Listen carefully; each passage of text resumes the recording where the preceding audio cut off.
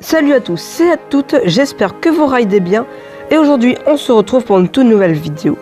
Et aujourd'hui nous allons parler de l'histoire d'Efteling, donc attachez votre harnais ou volte la barre car aujourd'hui l'on va remonter plus de 70 ans d'histoire. Allez, c'est parti.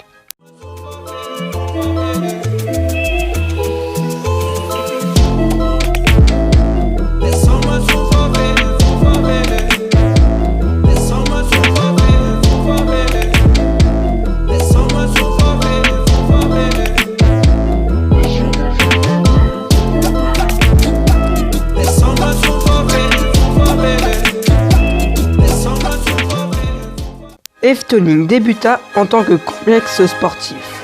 Il ouvra dans la ville de Kaatsheuvel en 1933. En 1950, le parc crée un parc naturel, le parc naturel Efteling.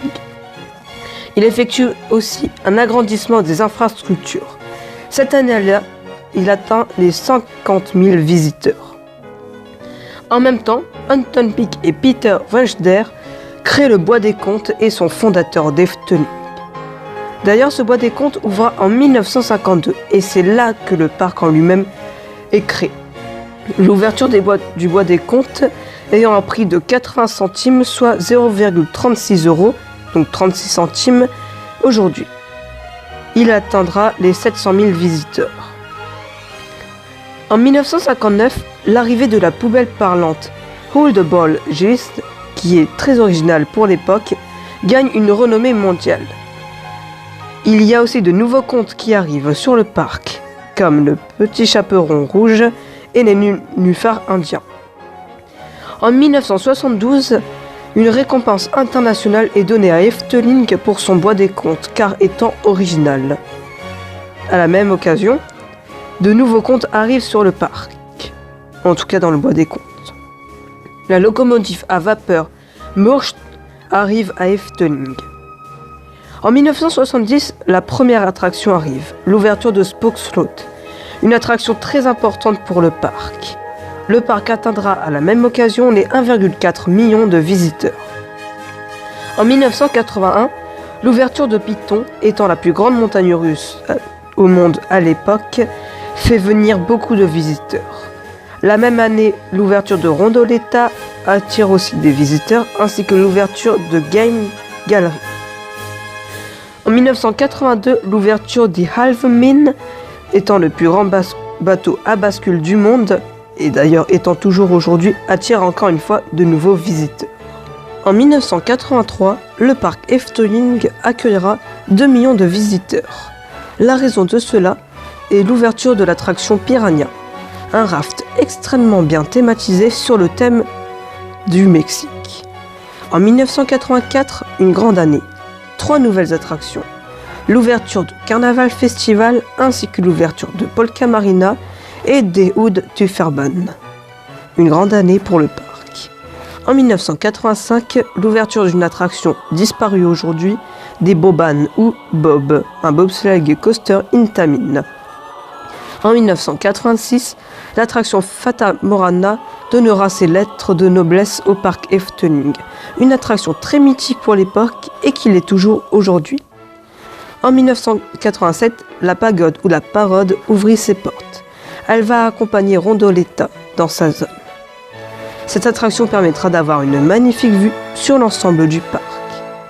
En 1988, l'attraction Monsieur Cannibal arrive et ajoute une nouveauté à Efteling. En 1989, la mascotte d'Efteling, Pardos, que l'on connaît si bien, fait son apparition. En 1991, l'ouverture de Pegasus, un wooden coaster aujourd'hui disparu. 1992, l'ouverture du Efteling Hotel. Et oui, le parc commence à devenir une grande destination, même pour plusieurs jours. 1993, une grande année pour le parc, l'ouverture de l'attraction Dromvlurt. C'est une attraction très importante pour le parc et étant l'attraction préférée des visiteurs encore aujourd'hui. En 1985, le parc est en train d'étendre son territoire. L'ouverture du Golf Efteling, qui fait le tour du parc à peu près, va ramener des visiteurs autres que pour le parc. En 1996, une année très importante. L'ancienne entrée qui accueillait les visiteurs depuis l'ouverture est remplacée par la nouvelle entrée, la Maison des Cinq Sens. Une grande entrée qui montre son identité au parc. 1996 toujours, l'ouverture de la Villa Volta. Une attraction qui va créer un nouveau type d'attraction, les Madhouse géantes. 1998, l'ouverture de Voral Rock, une attraction très importante. Durant les autres années qui vont arriver ensuite, l'ouverture de nouveaux contes va se faire dans le Bois des Contes, ainsi que dans les autres années qu'il y a eu avant. En 1999, ça y est, les zones du parc sont créées. La création de 4 zones, Andersk, Wegreich, Maverick et Reisenrich. Wegreich qui s'appelait avant Oosterpark. En 2002, le parc fête ses 50 ans avec l'ouverture de Pandadroom et du Efteling Theater. La zone Andersk grandit. En 2004, l'ouverture du Efteling Museum raconte l'histoire du parc, en même temps que l'ouverture du 25e conte, La petite fille aux allumettes. En 2007, l'attraction des Vlegendaulander ouvre ses portes, une attraction très magnifique, très jolie, qui est très sympathique et qui va commencer à dynamiser la zone Wegreich. En 2008, Efteling crée sa propre radio. Ensuite, en 2009, l'ouverture du village Bosrich, qui est un village de vacances, accueille davantage de visiteurs pour des séjours.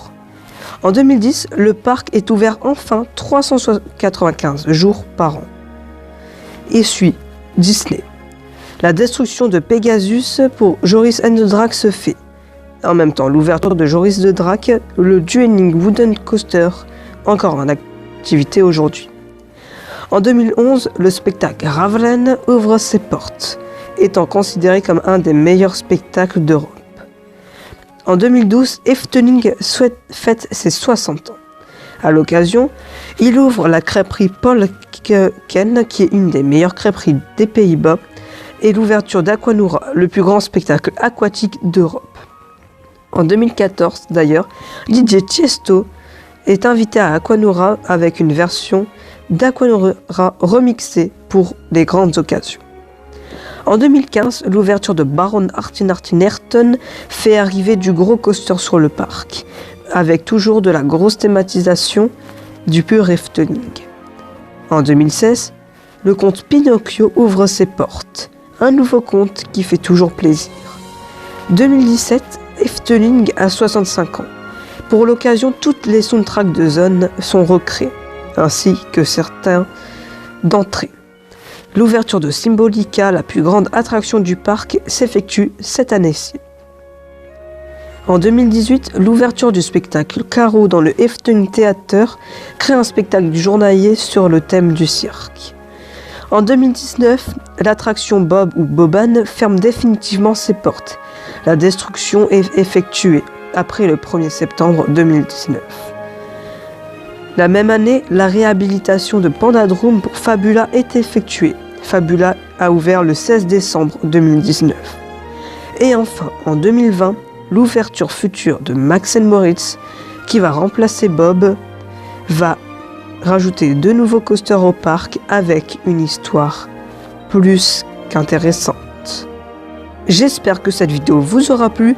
Si elle vous a plu et que vous avez appris des choses, n'oubliez pas le like et l'abonnement. N'hésitez pas à partager la vidéo ou à vous abonner à mes réseaux sociaux ou à donner votre avis en commentaire. Allez, je vous dis ciao à tous. Bon ride!